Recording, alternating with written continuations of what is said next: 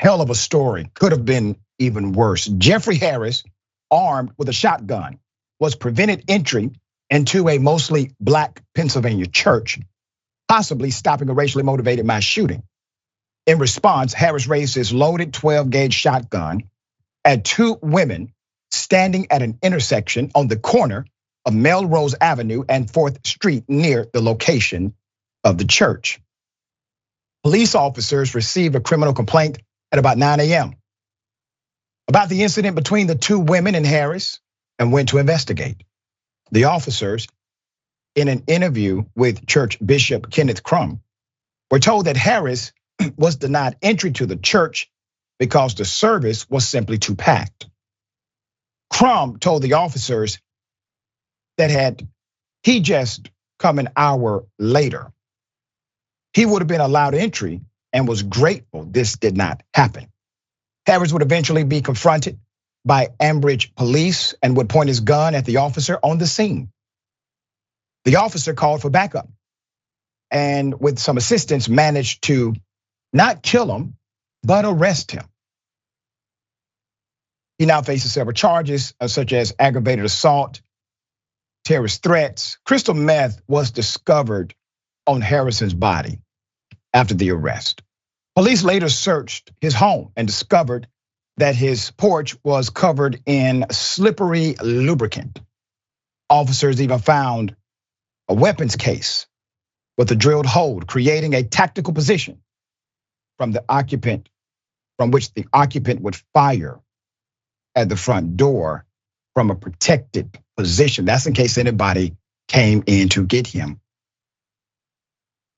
A bomb squad was called to Harris's home to deactivate a device suspected to be an explosive. Later, officers found even more crystal meth, a cache of weapons, and a handwritten note detailing plans for a mass shooting.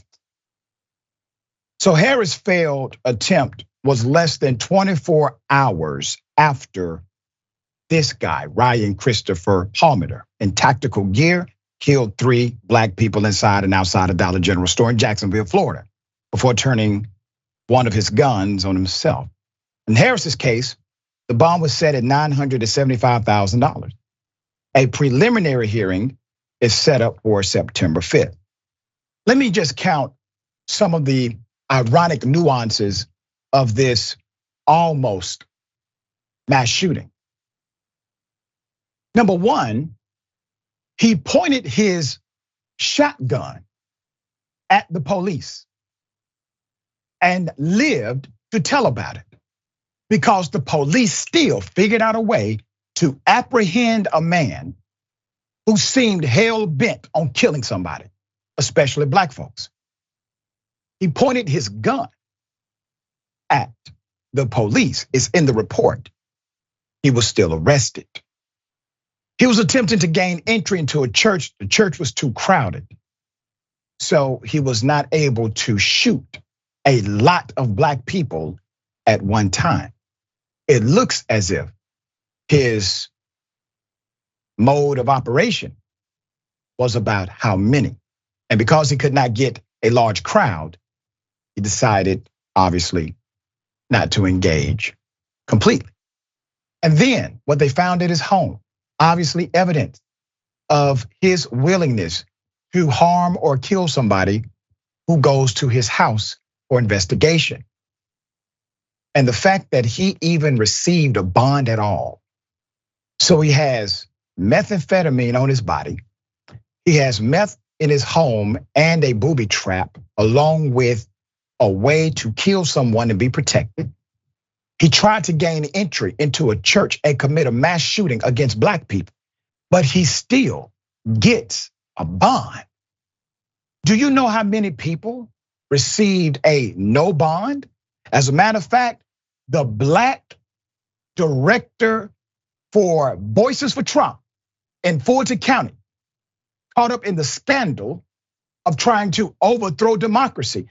Well, he received no bond, but the would-be mass shooter received a bond of less than $1 million at that. There is something terribly wrong with that picture. All right, Jordan, thoughts?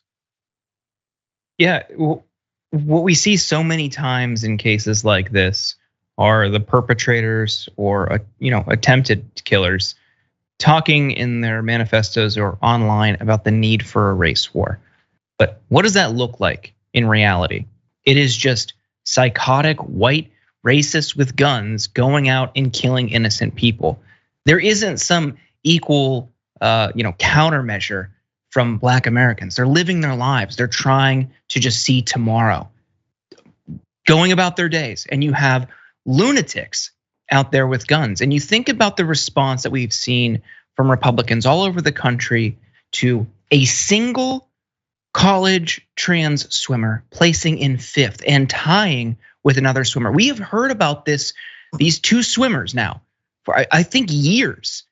And as a result, you've seen legislation all over the country trying to ban trans people from sports, top down. You know, they have the capacity to immediately take legislative action to crack down on things that they oppose. But here, time and time and time and time again, when Black people are killed by racist white people with guns who have been radicalized on the internet, nothing happens. They throw up their hands, say, "Oh, thoughts and prayers. We're thinking of the families," and then they change nothing, they do nothing, and they continue taking money from the NRA. How do they expect anything to change? I would argue they don't, because they don't want it to. Because at their core, they're just as racist, and they like the outcome. There you go. They don't want to offend their major base.